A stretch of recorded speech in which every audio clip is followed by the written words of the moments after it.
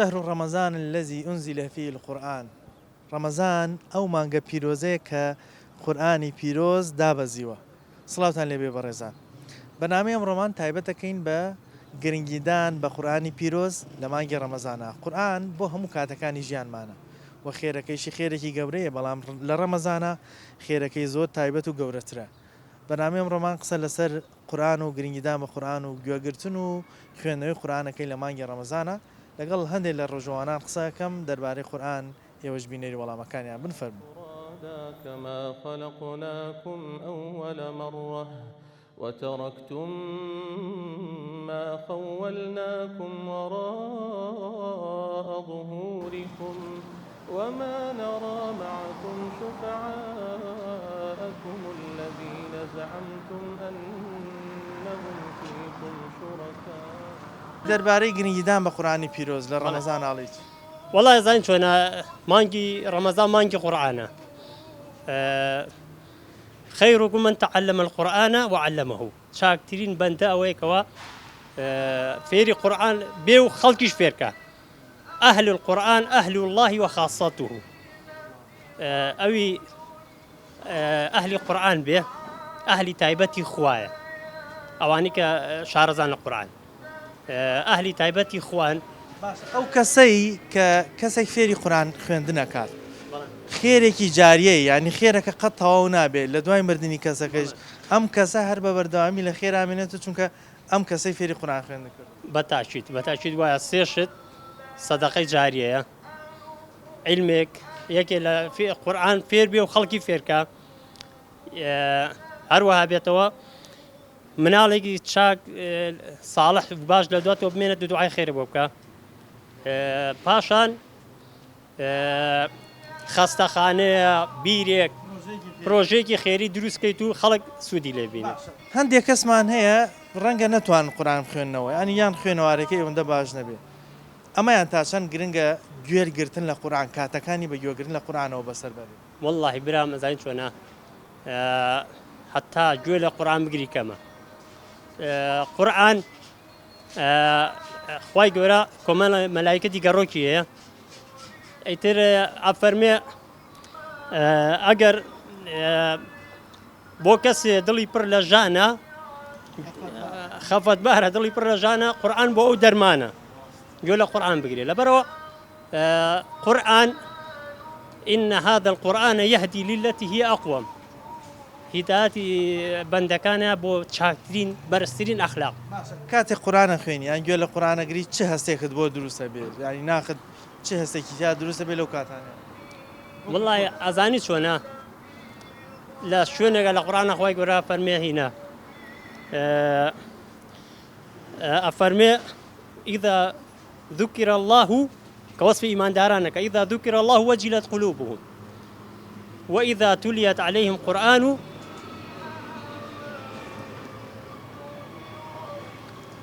زادتهم إيمانا. ئەمە ئینشەڵا گریانی ئیمانە، ئەمە گریانی دڵە بۆ قورئانی پیرۆز و یەکێک لەو شتانەی پێغەمبەر صلی الله علیه و سلم فەرموویەتی لە قیامەتە دێن شەفاعەت بۆ بەندەکەن قورئانی پیرۆز و ڕۆژووە. جا ئەگەر بە ڕۆژووش بین و قورئانیش بخوێن لە ڕەمەزانە ئینشەڵا بەرەو شەفاعەتە یەکەین. والله ئەزانین چییە؟ ئیمان طبعا ئیمان بە گوناح و تاوان دابەزێ و ئیمان لاوازە بێ بە نوێش و تاعەت و عیبادەت زیادەکە، بە قورئان خوێندنیش ڕەحمەتی لێ بێ. لەبەرەوە من وەسیەتم بۆ هەموو ئینسانەکانەوەیە بەڕاستی کێ ئەوەی کە سەریشیەشێ، ئەوانەی کە تووشی سەرێشانێ و نەخۆشن بەڕاستی گوێ لە قورئان بگرە إن شاء الله وننزل من القرآن ما هو شفاء ورحمة. يعني بەڕاستی گوێ لە قورئان بگرە سەرێشە نامێنێ، خەم و خەفەت نامێنێ، بەڕاستی بەرەکەت شیفای هەموو دەردێکی تایە. بەڵێ اللهم آمين.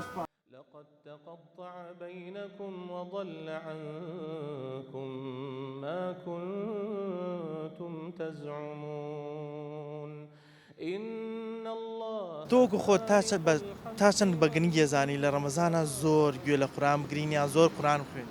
وڵا ئەگەر ڕاست دەوێت لە کاتی نوێژەکانە ئەگەر مەجای بێ پێش نوێژەکان دوای نوێژەکان ئەگەر وێ لە قورئان بگری خێرێکی گەورەی دەست دەکەوێت بوو. باشە تا چەند ئاسوودە بکە گوێ لە قورئانەکە وڵات زەمیری نەک هەر مرتاح مێشک زەمیریش مرتاح بیت اینجا مێشکی مرتاح بێت. بەڵێ بەڵێ باشە هەندێک کەسمان هەیە خوێندەواری باشە توانێ باش قورئان خوێنی هەندێک کەسمانەیە ڕەنگە نەتوانێ ینی بە باشە ئەبێ چی بکایان بۆ نمونە غەڵەتەکە تا چەند گرنگە گوێ لە قورئان بگرێ بە تایبەتی ئەو کەسانی دەنگیان خۆشە گویان لێ بگرێ. وڵای ئەوی کە غەڵەت و شت ناکات ئەگەر خوای گەورە ڕەحمی پێ بکا و قورئان خوێنێ لە مانگی ڕەمەزانە ئەوە خێرێکی گەوری دەست دەکەوێت. بەڵێ خێرێکی گەوری دەست دەکەوێت. حەدیثێکی پێغەمبەر صلی الله علیه و سلم فەرمێت دووشت لە ڕۆژی قیامەتە دێن شەفاعەتەکەن بۆ بەندەکانی خوا. بەڵێ یەکێک لەوانە ڕۆژووە یەکیشیان قورئانە. جا ئەگەر لە ڕەمەزانە بە ڕۆژوو بین و قورئانیش بخوێنین ئەوە هەردووکیمان ئەوە هەردووشی دەست دەکەوێت. ڕاستە زۆر ڕاستە. کەواتە لەسەرمان ینی چۆن ئەڵێ بابی کەینە واجب لەسەر خۆمان کە گرنگی بە قورئان. هەر زۆر چاکە و جاگەر خوا و پێغەمبەر ڕەحم کات زەلام توان نابێ و مەجالی پێ و قورئانەکە خوێندنەکەی وابێ کە غەڵەت زۆر نەکاتیایە جاوە بەهرەیەکی گەورەیە. ئینشاءالله ئەوتە پێ ئاسوودە بم کە گوێ لە قورئانەکە. زۆریش هەروەڵا. سلام علیکم. سلام ورحمة باشی الله. برام. بخير بن سلام. چی ئەڵێ لەسەر قورئان خوێندن لە مانگی ڕەمەزان؟ والله قرآن أخيرا هو بخوي عبادتك طاعتي شي باشا آرامي دڵە لێ خۆشبوونە بۆ هەموو شتەکان. ئاسوودە بکە گوێ لە قورئان. زۆر ئاسوودا بم زۆر دڵم یعنی زیاتر خۆشتە دەبێ دڵخۆشە بم زۆر پێش. تا چەند گرنگە لە ڕەمەزانە زۆر قورئان بخوێنین و زۆریش گوێی لێ بگرین. والله حەدێکی باش بێت تا زۆر باشە تا بیخوێنیت و گوێی لێ بگری خۆشترە بۆ تۆ. بیرتە کاتی خۆی کێ فێری قورئان خوێندنی کردی؟ ترى هەموو شتێ لە قورئانەوە هەرچی لە قورئانە بێ خۆش هەمووی لە قورئانەوە ئێمە بەپی قورئانە ڕۆین بەڕێوە چونکە قورئان شتێکی گەورەیە و شتێکی پیرۆزە لای هەموو کەسێ. پێغەمبەر صلی الله علیه و سلم فەرمیێ لە ڕۆژی قیامەتە دووشت دێن شەفاعەت بۆ بەندەکانی خواکەن قورئان خوێندن و ڕۆژووگرتن. ئەگەر لە ڕەمەزانە هەم بە ڕۆژوو بین و هەم قورئانیش بخوێنین هەردووکیمان بەنسیب. ئینشەڵڵا ئەوە شتێکی زۆر باش زۆر پیرۆز و گەورەشە. باشە چی ئەڵێ بۆ کەسانی کە زۆر گرنگی پێ نادەن بە تایبەتی لە ڕەمەزانە زۆر گرنگی بە قورئان؟ والله شەردەوە نییە یعنی ئێستا هەیە بەس لە ڕەمەزانە گرنگی پێیە ئەی نابێت یان هەیە هەر لە ڕەمەزانە نوێژەکە چۆنە بێشتی وابێ بێت دایم احتیمامی پێ بێت. ینی ئەمە هیچ ژیانمانە تەنها ڕەمەزانی. تەنها ڕەمەزان نییە ئەوە شتێکی گەورەیە چونکە ئێمە بەپێی قورئانە ڕۆین بەڕێوە. قورئانی پیرۆزە و زۆر ینی گرنگی تایبەتی خۆی هەیە. بەڵێ بێ هەمومان گرنگی پێ بین لەبەرەوەی ئێمە بە تایبەتی وەکو موسڵمان ئێمە موسڵمان ینی واجبە نەک ینی واجبە لەسەرمان. تا چەند ئاسوودە بیکاتە گوێ لە قورئان؟ وڵی تەبیعی ئەوەی کە بەڕاست گوێ لە قورئان بگرێ ئەوەی بەڕاست گوێ لە قورئان بگرێ ینی لە دڵیا بێ تا ئاستێکی ینی پێوانە زۆر ینی مرتاحبی هەموو کەس مرتاحبی بەڵێ. هەندێک کەسمانەیە ڕۆژووە گرێ بە زۆر گرنگی بە قورئان نادا چیت هەیە بۆوان؟ وڵی خۆی کە ئێمە موسڵمان بین ئەو فەرزانەی کە خوای گەورە واجبی کردووە لەسەرمان ئەنی حد الئیمکان ینی بڵین هەیە ئەبێ ئەنجامی بدەین بێ ڕۆژەکەش بگریتی و قورئانەکەش خوێنین. پێغەمبەر صلی الله علیه و سلم فەرمیێ لە ڕۆژی قیامەتە دووشت شەفاعەت بۆ بەندەکانی خواکەن کە خوای گەورە لێیان خۆش بێ یەکیان ڕۆژوو یەکیان قورئانە. ئەم ڕەمەزانە فرسەتە بۆی هەم ڕۆژۆکەیشی تیا بگرین هەم زیاتر گرنگی بە قورئانیش بدەین کەواتە ئەبێ هەوڵ بدەین ئەم فرسەتە لەدەست نەدەین. طبعا لەسەر هەموو موسڵمانێک پێویستە ئەم فرسەتە لەدەست نییە بەدەستی خۆ دەفەرمی خوای گەورە کە ئاوا فەرمیێتی ئەبێ ئەم فرسەتە لەدەست نین. فرسەتی واش تەمان لە ساڵی جارێکە بەتان بەنووسن ڕەمەزانەوە ینی ئێمە کاتی خۆم بەبیرمان دێ لە قەرچەی گەرما و بە ڕۆژی درێژ و بە ئیشکردنا بە ڕۆژووین و زۆر ئاسانە. ئێستا من باس لەگەڵ و برادرای باسی ڕۆژوویە سامانە کرد هەم جاوەکەی فێنک هەم ڕۆژەکەی کامتەکەیشی کەمترە جێوشی زۆر خۆشە ینی ئاسانە خۆگەر ئاسانی جەبێرمە واجبە ینی توانی هەم ڕۆژۆکەش بگرین هەم بەم ئاسانەی شۆ فرسەتە بۆی بتوانین قورآانێکی باشی شتا بالفعل ڕێک وایە سەوی جەنابتە ئامین بە نسبت بە هەموو جەمیعی مسلمانان و ئێمەش و ئێوەش و دەشی ئێوەش ساغ بێ و یارەبی قورآن خوێندن بەڕاستی ئارامی دڵانە پێویستە لە مزگەوتەکان بخوێندرێت دەست بە مناڵ بوو بەتایبەتی بۆ مناڵەکانمان فێری قورآن بن بەتایبەتی بەڕاستی زۆر حەزی بن ئێستا من مناڵم هەیە دەستی قورآنیان پێڵێ پێخن بەڵێ دەستیان پێخن حەجێکی مام سەلەمەیە فەرمێ و کەسێک کە کەسێک فێری قورآن خوێندنەکە خێرێکی چەند گەورەی هەیە ئەو کەسێک کە قورآنەکە فێرە بێ دوای خۆی چەند کەسی تر فێر بکە هەردیسان خێرەکە چێتەوە بۆ کەس یەکەم کامی فێر کردو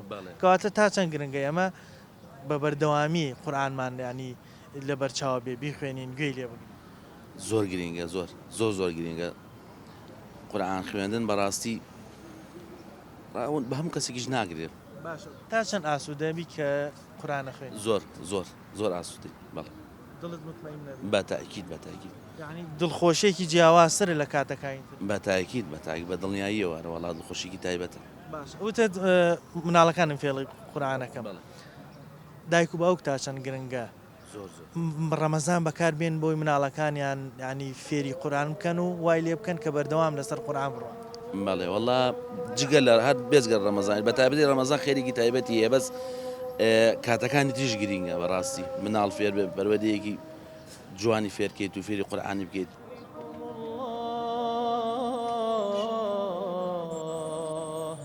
فأنا تؤفكون والله خوێن نەک ڕەمەزانە هەموو وەختێک قورآن خۆشە بەس نەک بازە مەلایەک دەنگ خۆش بێ حەزت لە دەنگی خۆش ئارە بەخوا یعنی ئەیسا و سورەتی یاسین ئەی خوێنن هەیە مەلا هەیە ئەی خوێنێ ئازانە لە چی گەواژە حەز ناکە گوێ لێ بێ باشە کە گوێ لە قورآن نەگری ئاسوودەبی ئارە وەڵام من خۆم شخصیان ئاسوودا بوو ئارە وەڵا باشە فەرعیە بە ئاو وەکو تۆ وتە قورآن بۆ هەموو کاتێکی ژیانمانە بەڵێ بەڵام لە ڕەمەزانە خێرەکەی زیاترە چەند خێرەکەی زیاترە بەڵام دەسا من خۆم نازانم قورآن بخوێنم بەڵام گوێی لێ ئەگرم گوێی لێ ئەگرم حەزت لە دەنگی کێ زیاتر وەڵای عەبدولباس سەمەد ئەمانە خۆشە ئەم گەنجانی کە ئێستا پێگەیون ئەوە خۆشە باشە زیاتر چ کاتێک گوێ لە قورآنەکەی وەڵی ئێواران پێش بان ئێواران پێش بەربان ئەو کاتە حەزی لێەکەم بڵێ وتە دڵی خۆشەوێت کە گوێ لە قورآنەکەی ئارە بەخوا خوا بکە بە نسیبی هەموو کەسێک تا چەند گرنگە دایک و باوکیش مناڵەکانیان فێری قورآن خوێندن بکەن مناڵی ئەمڕۆ تێ ڕاستەکەی بۆهۆی بۆ ئاخی سەباسی و کوورەمان لە باز مناڵی شکۆلێ لە دوی فیزایی نەچووە مەکتەب ها بایلیشە ناوە تێ خەت و بۆ مشقڵە لە جیاتی ئەو بە قورآن خوێندنەکە و مەشغوڵی بکەن ئارە وەڵا بۆ مشقڵە دوای بێتە خێر بە دایک و باوکەکەش ئەگەر فێری قورآنە ئارە وەڵا سەر چاوم خوا لێ رازی بێ خوا بژێ ڕەمەزان فرسەتێکی ئاڵتونیە بۆ ئەوی بتوانین پڕیکەین لە خێر و کردەوەی چاکە یەکێک لەو چاکانش کە خوای گەورە زۆری پێخۆشە خوێندنەوەی قورآنی پیرۆزە ئەگەر خوێنەواریشت باش نییە و نازانی باش قورآن خوێنی ئەوە ئێستا چەندین کەسی دەنگخۆش هەیە توانین گوێی لێ بگرین بە گوێگرتن و خوێندنەوەی قورآن هەم خێر و چاکێکی گەورەمان دەسەکەوێ هەم هیدایەتی باش بۆ ئاینەکەمان وە ئیمانمان وەرەگرین هەم دڵیشمان ئاسوودە بێ وخوای گەورەیش دەربارەی قورآنی پیرۆز فەرموویەتی وەنونەزیل من القورآن ما هو شفاء واتە شیفای تێدایە بۆتان بۆیە ڕەمەزان فرسەتێکە بۆی بتوانین زۆرترین خێر و چاکە کۆ بکەینەوە گرنگی بە قورآن بدەین لە پاڵیشیا ئەو دایک و باوکانێک کە منداڵیان هەیە با منداڵەکانیان فێری قورآن بکەن لەبەرەوەی ئەم منداڵەکە لە تۆ فێری قورآن بوو لە دوای خۆشت بە بەردەوامی خێر و چاکە بۆ تۆ دەنووسرێت لەبەرەوەی تۆ کار بوو بۆ ئەوەی منداڵەکەت فێری قورآن بکەیت و دواتریش ئەم چەند کەسی در لەسەر دەستی فێر بێ هەر خێر و چاکە گەڕێتەوە بۆ دایک و باوکەکە هیوادارم هەموو لایەکمان باشترین و جوانترین قورآن لە ناو ڕەمەزانە بخوێنین و بیکەینە سەرچاوێک بۆ ئەوەی ژیانمان پڕ بێ لە بەرەکەت بەنامەیەم ڕۆم پێشکەشکردن تا بەرنامەیەکتر بەخوای گەورەتان ئەسپێرم خواتان لەگەڵ